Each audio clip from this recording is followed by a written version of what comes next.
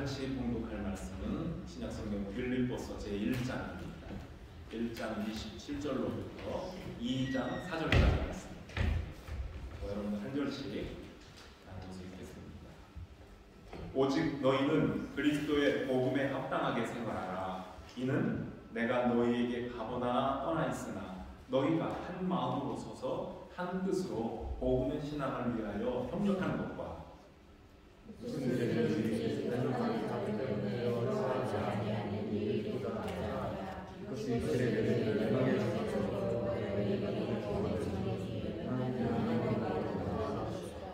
그리스도를 위하여 너희에게 은혜를 주신 것은 다만 그를 믿을 뿐 아니라 또한 그를 위하여 고난도 받게 하려 하심이라. 너희에게 복과 같은 사람이 있으니 너희가 나 안에서 공하여 그러므로 그리스도 안에 무슨 권면이나 사랑의 무슨 위로나 성령의 무슨 교제나 긍휼이나 자비가 있거든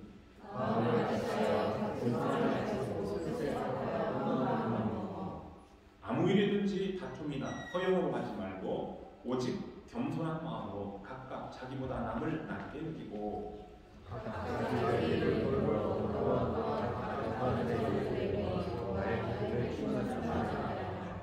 아멘.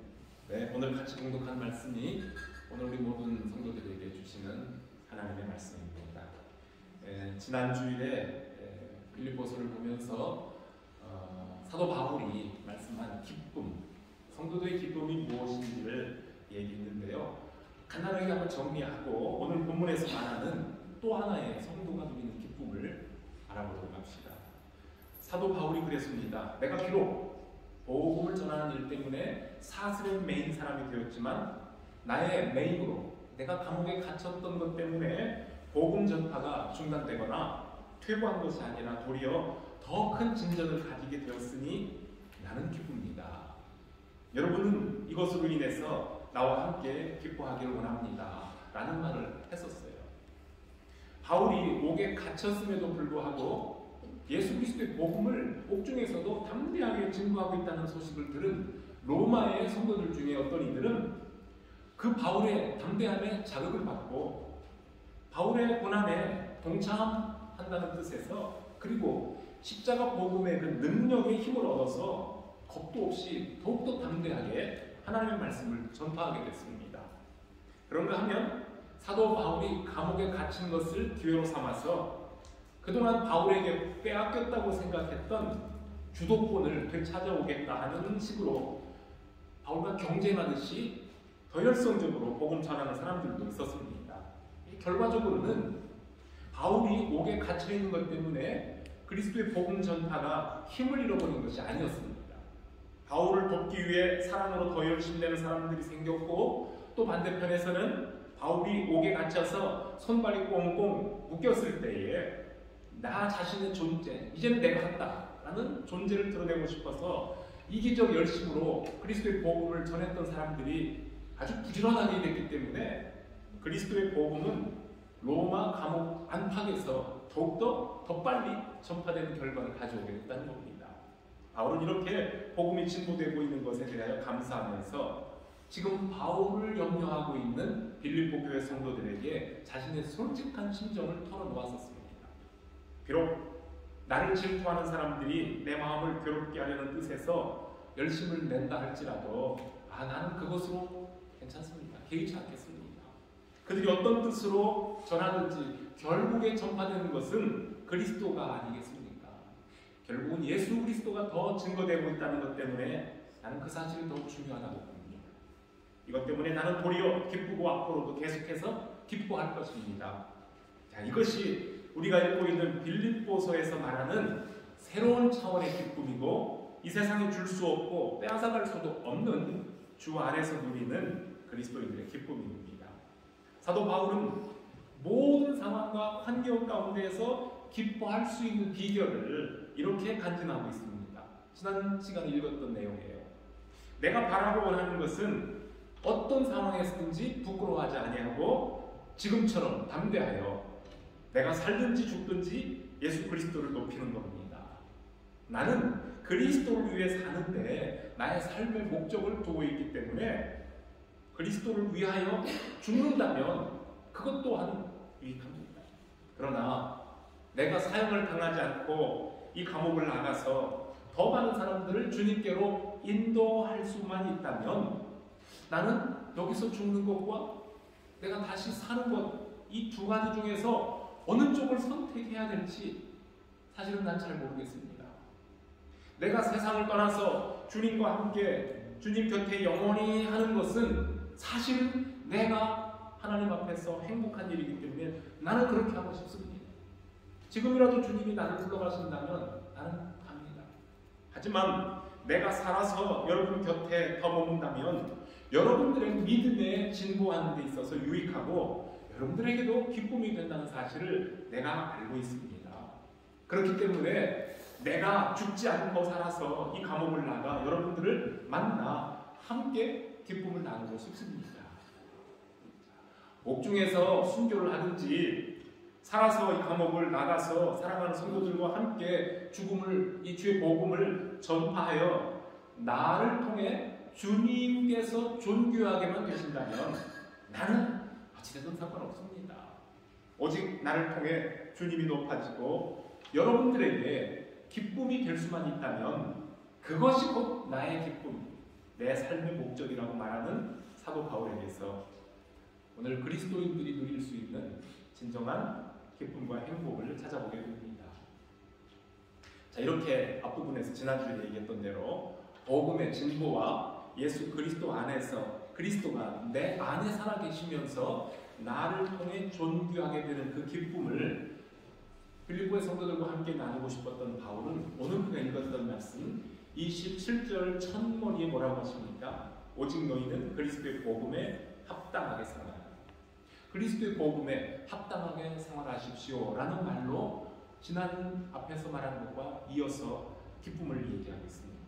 여기에서 오늘 복음에 합당하게 라는 말은 좀 쉽게 풀어보면요, 하나님 나라의 복음을 받은 천국의 시민답게 그런 뜻이에요. 그래서 오늘 이 설교 제목을 복음을 받은 사람답게 이렇게 해본 거예요. 사도 바울은 이제 앞으로 읽게 될 3장 20절에서 우리의 시민권은 하늘에 있다 이런 표현을 합니다. 그렇습니다. 천국 복음을 듣고 그 말씀이 인도하는 길을 따라가는 성도들은 우리가 이 땅에 살고 있지만 사실은 하나님 나라의 시민권을 가진 사람들입니다. 자, 우리 더럽 한인교회 오래 머문 여기 더럽에 오래 계신 성도들 중에는 영국 시민권자들이 있어요. 다른 교회에 비해서 우리 교회에 비율로 볼 때 영국 시민권자들이 많아요. 사실은 그만큼 오래 여기서 계셨다는 뜻이겠죠. 네. 그런데 이 우리 한인들의 영국 이민 역사가 미국 이민 역사에 비하면 아주 짧잖아요. 그래서 여러분들이 혹시 오래되신 분들이 처음에 영국에 와서 지낼 때에는 영국에 오래 살면 때가 되면은 알아서 정부가 시민권 신청하시오라고 했었어요. 옛날에는 그랬어요. 그랬는데 지금은 안 그래요. 지금은 시험도 봐야 돼요. 네, 그래서 이미 그 시험을 혹시 보고 시민권을 얻은 분이 있는지 영주권 얻은 분들이 있는지 모르겠는데 Life in the UK라는 시험이 있어요. 우리 대한민국도 외국인들이 귀화하려면은 한글 시험도 보고 뭔가 이 정부가 요청하는 시험을 쳐야만 영주권을 주고 시민권 얻을 자격을 주잖아요. 마찬가지입니다. 자, 그런데 지금 영국 시민권 얻는 것이 갈수록 까다롭죠. 점점 어려워지고 있어요. 영국 시민으로서 국가에 대한 충성심이 있는가 없는가도 살펴보고요. 또는 사회 적응에 문제가 없는지 시민으로서의 책임과 의무를 잘 감당할 사람인지 아닌지 잘 살펴본 다음에 그 다음에 합당한 자격을 갖춘 사람에게만 시민권 주겠다. 그런 뜻이에요. 영국만 그런 게 아니라 모든 나라들이 다 그래요. 그런데 여러분, 오늘 바울이 말하는 천국 시민도 마찬가지입니다. 하나님 나라 백성은 그 나라의 규칙을 잘 알고 그 나라의 왕 되신 하나님께 충성을 다하며 신실한 백성으로 살겠다는 약속으로 살아가는 사람입니다. 하나님께 순복하는 삶, 이게 오늘 바울이 말하고 싶은 복음에 합당한 삶입니다. 고대에 로마 시민권자들이 누렸던 특혜와 명예는 여러분들이 알고 있는 것처럼 대단한 명예였고 대단한 자부심, 자랑거리였었어요. 혹시 여러분 영국 시민권 가졌다고 자랑하고 다니진 않죠? 뭐 자랑할 건 아니에요. 그런데 고대 로마의 시민권자들은 진짜 자랑할 만했었습니다. 대단한 특권이 있었어요. 그런데 사도 바울 역시 그는 유대인이에요. 히브리인으로서 부모로부터 이어받은 시민권, 자동으로 이어받은 시민권자였는데 사도 바울이 로마 시민권자라는 신분을 돌아다니면서 자랑한 적은 없지만 그가 복음을 전할 때에 때로 핍박을 당하고 위험에 처했을 때에 나는 로마 시민권자요 라고 자기를 밝히면서 나는 당신들에게 매맞고 옥에 갇히고 신문받을 사람이 아니라 로마 황제 앞에 가서 당당하게 재판을 받겠소 라고 상소권을 행사할 수 있었던 기회가 있었어요. 이게 로마 시민으로서만 가질 수 있는 특권입니다. 자, 그래서 바울이 말하는 거예요. 로마 시민권자가 가지고 있는 특권이 대단한데 천국 시민의 가치와 특권은 그것과 비교할 수 없으며 더 거상하고 귀하다는 차원에서 성도 여러분 천국 시민권자들답게 생활하십시오 라고 하는 것이 복음을 받은 자답게 생활하라 그런 뜻과 같은 겁니다. 자, 여러분들이 이렇게 말하는 거예요. 바울이 여러분이 로마의 시민으로서 황제를 존경하며 황제의 시민으로 사는 것을 자랑스럽게 여긴다면 그리스도인들은 그와 비길 수 없는 영광스러운 나라의 백성이라는 것을 기억하십시오. 왕 중의 왕, 하나님의 백성인 여러분은 구원의 기쁜 소식을 들은 천국 시민답게 복음이 요구하는 거룩한 백성의 삶을 살아야 될 의무와 책임이 있습니다. 지금은 내가 감옥에 갇혀 있지만 내가 여러분들의 곁에 있거나 아니면은 멀리 떠나 있을 때에도 언제든지 한 마음 한 뜻이 되어 복음의 신앙을 위하여 협력하시기를 바랍니다.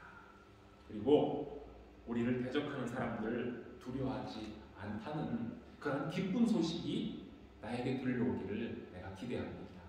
여러분들 이렇게 하나가 되었다는 소식, 어떠한 외부의 위협이 온다 할지라도 두려워하지 않는다는 이러한 용감한 소식이 나에게 기쁜 소식으로 오게 해주십시오. 사도 요한도 사랑하는 믿음의 제자 가이오에게 편지할 때에 요한 3서에서 그런 기쁨을 표현했습니다. 아주 유명한 성경 구절이죠. 사랑하는 자여 내 영혼이 잘된 같이 내가 범사에 잘되고 강건하기를 내가 간구하노라 하는 말입니다. 그러면서 하는 말이 형제들이 나에게 와서 너에게 있는 진리를 증거하되 너가 즉 가이오가 진리 안에서 행한다 하니 그 소식을 들은 내가 참 기쁘다. 나는 나의 자녀들이 진리 안에서 행한다함을 듣는 것보다 더 즐거움이 없다. 이런 말을 한 적이 있어요. 사도 요한의 즐거움은 집을 떠난 자녀로부터 기쁜 소식을 듣는 부모들의 심정과 같습니다. 우리 여기 대학생들은 청년들은 지금 다 부모를 떠나온 젊은이들이에요. 그리고 출가한 가족들도 가족 부모 연로하신 부모님들 떠나온 자녀들이기도 마찬가지입니다. 그리고 혹시 우리들 중에는 자녀들을 멀리 떠나보낸 사람도 있습니다. 자, 봅시다. 이 부모의 심정과 같은 사도 요한, 사도 바울의 마음입니다.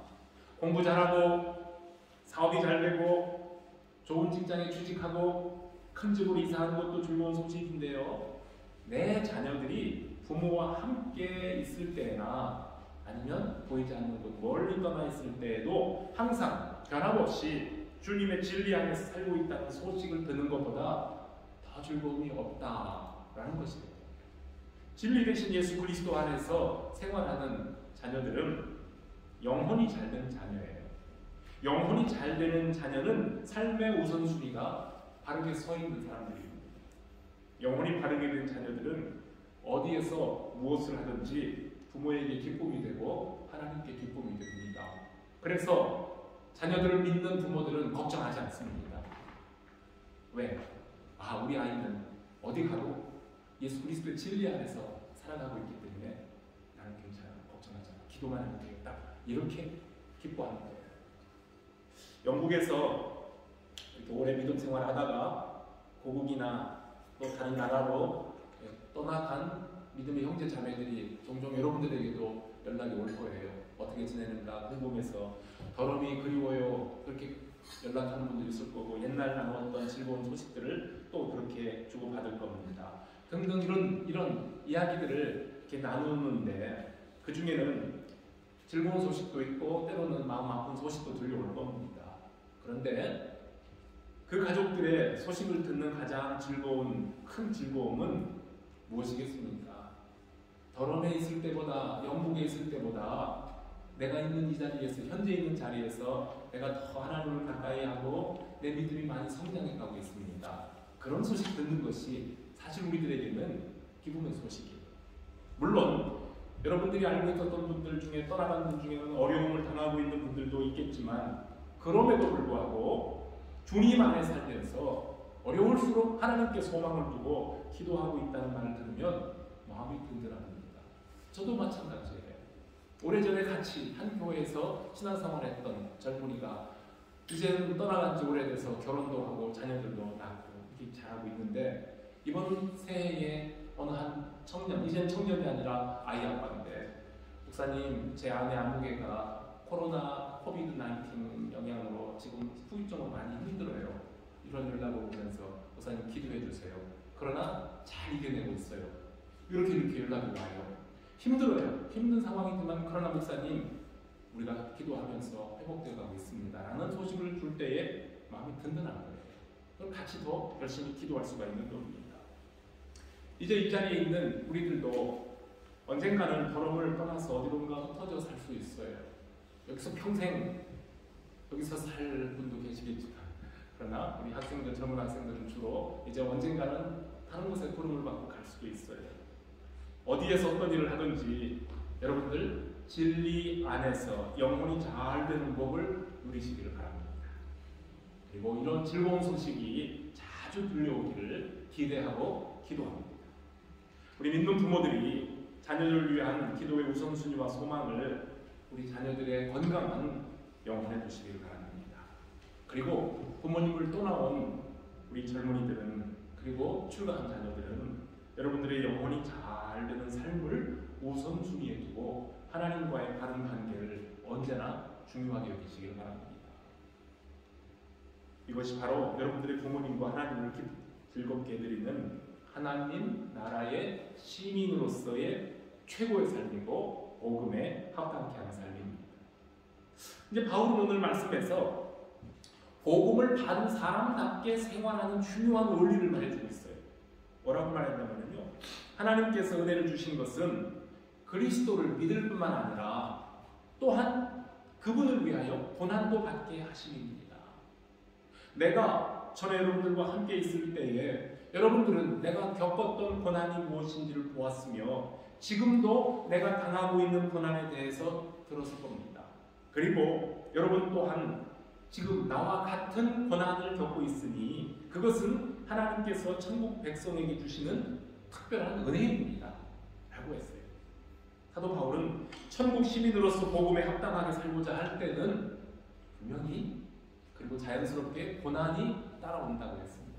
여러분 예수를 믿으면 어려움이 환난이 하나도 없는 것이 아니라 예수 그리스도를 나의 구주로 고백하고 신실하게 살아갈 때에 고난이 우리에게 찾아옵니다. 그건 하나님 은혜라고 했습니다.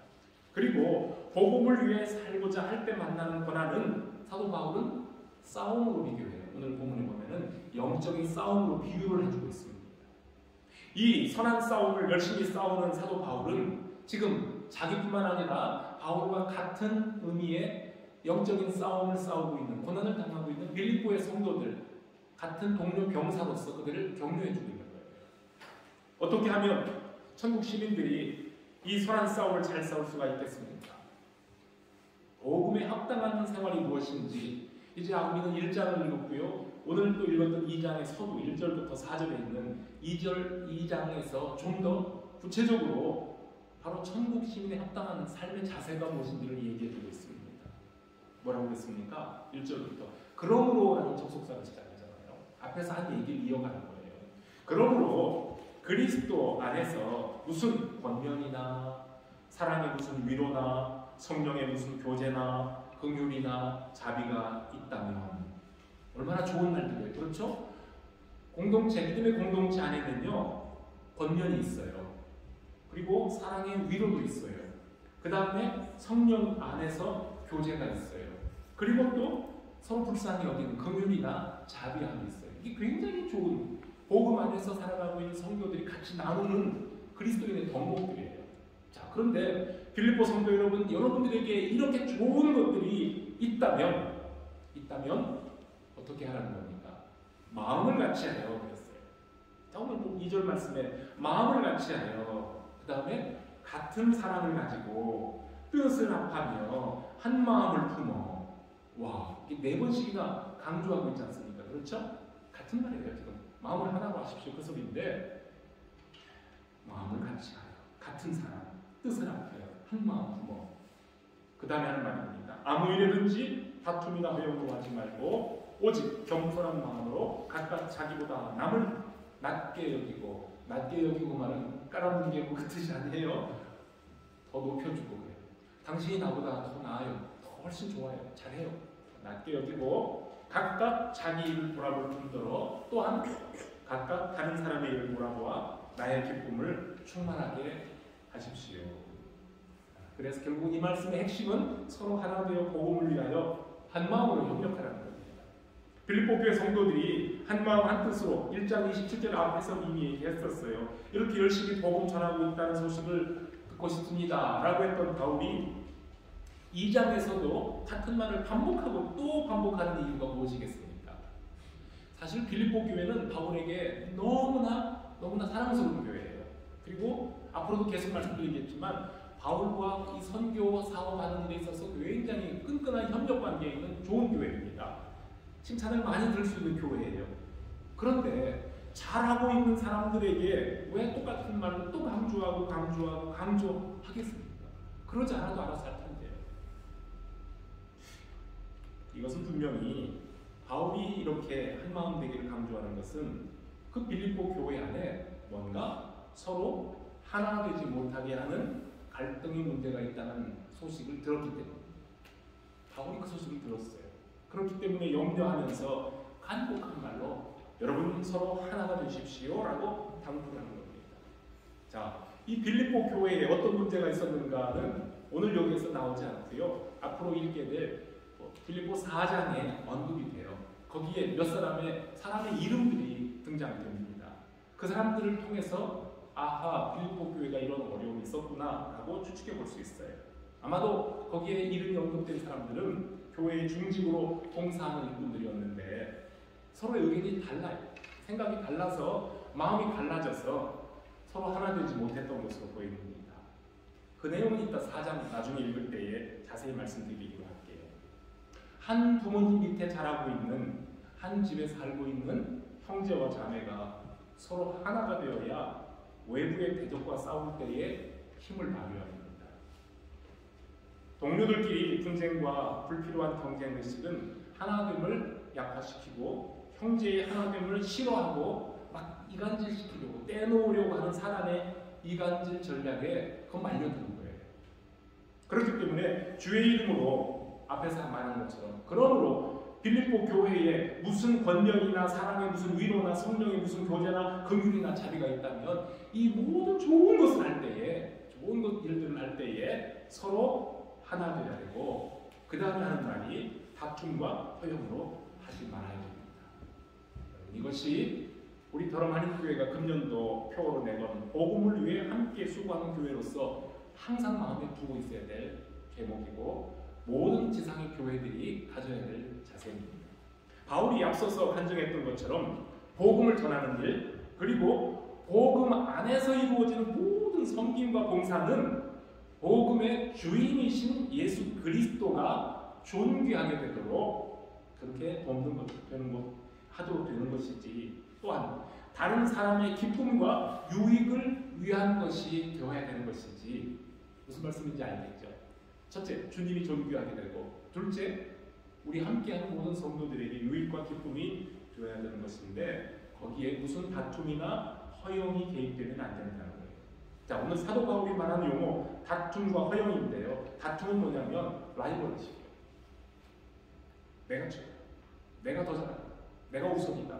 그 다음에 허용이라는 말은 나를 과시하려는 뜻에서 이기적인 욕심으로 나오는 허풍, 잘못된 과시욕 이런 걸 말하는 거예요. 우리 그리스도인들이 생명을 걸고 싸워야 될 싸움이 있어요. 아까 선한 싸움이라고 그랬죠? 그것은 혈육이 아니라고 했어요. 사도 바울이 말하기를 우리의 싸움은 이 세상의 악한 영들과 어두운 세력들과 공중의 권세를 잡은 악한 영들과의 싸움이라고 에베소서 1장에서 말했잖아요.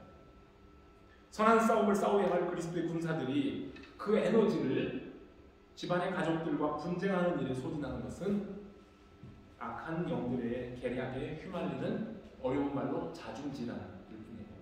우리 안에서 깨지는 거예요. 날를 피우는 거예요. 이후에 어떻든 동료들과 라이벌 의식을 가지고 상처를 주고받으면서 일할 때에는 거긴 기쁨이 없어요. 복음을 위해 함께 수고하는 형제 자매와 막 서로 경쟁하고 그래서 싸워서 이기면 승자로서의 쾌감이 있겠습니까? 통쾌감이 있겠습니까? 이 교단이나 교파가 다르다고 해서 진보와 보수주의로 또 나뉘어서 교회들이 서로 비난하고 서로 분쟁하다가 자 어느 한쪽이 이겼다고 칩시다. 장로교단과 감리교단이 네가 옳다 내가 옳다 우리가 숫자가 더 많다 우리가 더 많은 것을 가지고 있다 라고 그렇게 분쟁을 했다고 합시다. 그래서 한쪽이 좀 힘을 과시해서 이겼다고 봅시다. 그게 어디 승리입니까? 천국에서도 장로교단, 감리교단 구분을 할까요? 저는 장로교단 목사인데 장로교 목사가 천국 가서 하나님 저는 여기서도 장로교단 목사예요. 뭐 그럴까요? 아니에요. 영원한 하나님 나라에서는 교단 구분도 없죠. 높낮이도 없죠. 주 안에서 다 하나님의 자녀들이에요. 형제 자녀들이에요. 우리가 하나님의 자녀들이 그렇기 때문에 서로 다른 것 때문에 분쟁하고 나눠질 이유가 없는 거예요.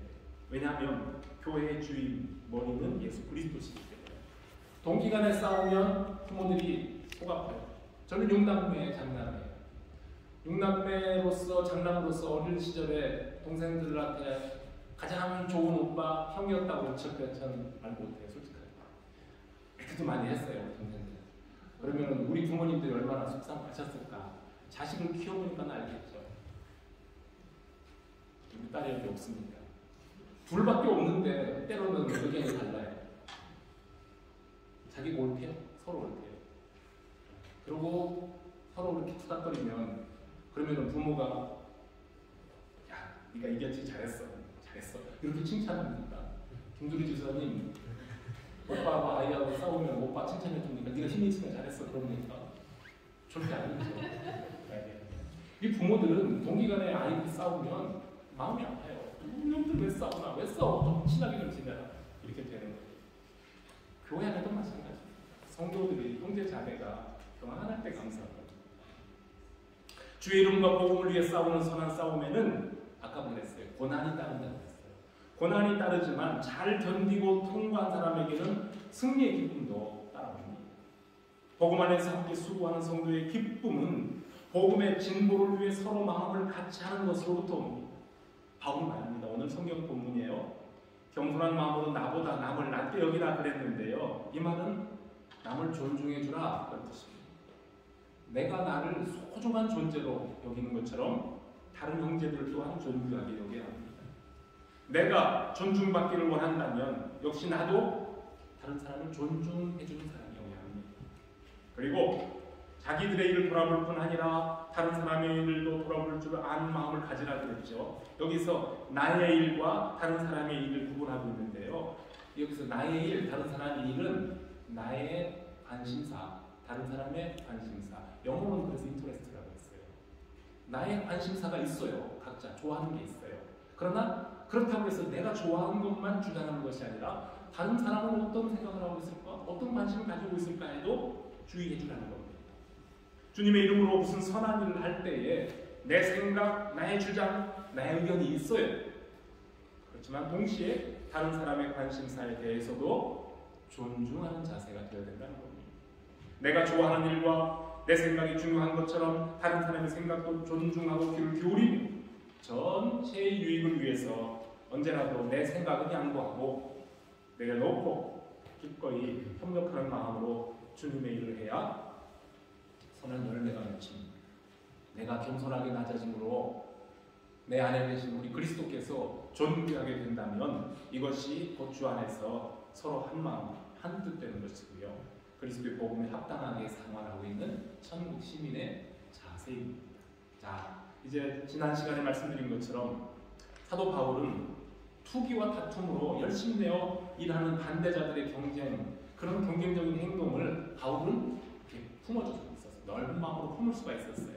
심지어는 옥에 갇힌 바울을 괴롭게 할 목적으로 보란듯이 열심히 내는 철없는 전도자들도 곁에 있었지만 그들을 원망하거나 같이 말로 맞서서 상처를 주지 않고 그러한 방식으로도 그리스도가 활발하게 전파되는 것을 도리어 기쁘게 여겼어요. 이런 태도가 복음을 나누는 전도자에게 꼭 필요한 예수 중심, 복음 중심의 삶입니다. 자, 그렇지만 이 문제는 뭡니까? 그렇지만 모든 사람이 사도 바울처럼 그렇게 태평양처럼 마음이 넓고 이해심이 많고 예수 그리스도의 중심 자세로 일하는 건 아니거든요. 바울의 편지를 받는 빌립보 교회 성도들 중에는 바로 그러한 것을 감당하지 못하는 연약한 사람들도 있다는 말입니다. 내가 맡은 일, 내가 좋아하고 관심 있는 일을 열심히 하려다 보니 다른 사람의 생각과 관심사에 귀를 기울여 배우려 해주지 못하고 내 생각과 자기 뜻을 먼저 앞세우다가 의견 충돌이 발생하게 되겠어요. 빌립보 교회의 상황.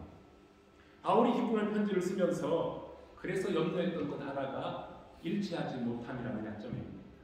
나보다 남을 더 높여주고 인정하는 마음이 부족한 사람들에게는 한 마음, 한 뜻을 이룬다는 것이 정말로 감당하기 어려운 부분이지만 그럼에도 불구하고 주의 복음 안에서 구원을 얻은 우리가 구원을 얻은 주의 백성이라면 꼭 따라가야 될 합당한 자세입니다. 주님 안에서 하나가 되는 이것이 천국 시민의 생활이고 외부로부터 받는 고난을 견뎌내고 영적인 싸움을 이기는 승리의 비결이 됩니다. 나를 통해 예수 그리스도께서 존귀하게 되신다면 내가 조금 낮아지면 어떻습니까? 내가 좀 양보하고 자존심도 내려놓고 불이익을 당할지라도 나로 인해 주님이 높아지신다면 그것으로 족하지 않겠습니까? 우리 교회의 표어를 다시 한번 봅니다. 복음을 위해 함께 수고하는 교회는 바로 오늘 말씀 속에서 나와 있는 모든 것들을 잘 실천하는 교회입니다.